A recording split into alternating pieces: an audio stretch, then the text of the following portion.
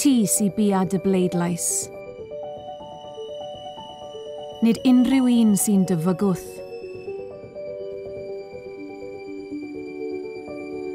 Neu sy'n ceisio dy lwgrwobrwyo.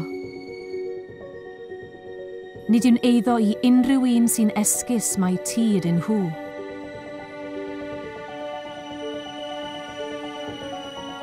Neu unrhyw un sy'n ceisio mynd i mewn gyda ti i'r bwth pleidleisio.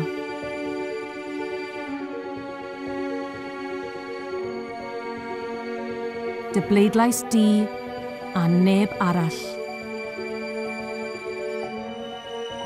Os bydd rhywun yn ceisio cymryd dy bleidlais, ffonia Crime Stoppers yn ddi-enw ar dim 800 555 111 neu gellu fynd i crimestoppers-uk.org/cy.